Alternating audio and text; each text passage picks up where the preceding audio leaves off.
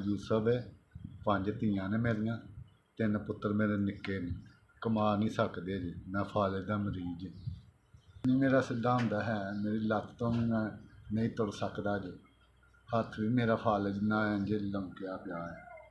मिस्त्रियां ने दिहाड़ी करदा हाँ, गर्मी बड़ी तो मैं ना दिहाड़ी करदे करदे पता नहीं की होया, पासा ही सौ गया गर्मी दे विच। मेरा सिर दर्द होया, फिर बहुत बुखार हो गया, बुखार की वजह तो फिर उत्थे ही लमक गया मैं नाल मिस्त्रियां दे लागे। 20 महीने हो गए ने मैनू इंज ही मंजी ते मैं बैठा, ना मैं कुछ कर सकना ते अंजाम भी गलती है। भाई मेरे घर वाला जो बहुत बीमार ने, इस तरह वो चले ने, तो मैं ना घर लोगों के काम करके 200-250 कमा के अपने बच्चों का निजाम चलाउण लई ते बहुत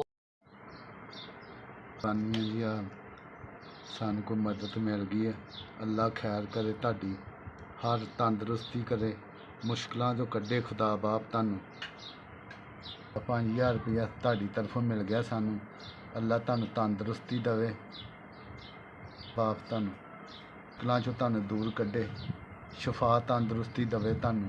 मेरा भी भैन भरा आ जिन्होंने भी सानू आ मदद घल्ली आ, तंदरुस्ती मिले उन्होंने,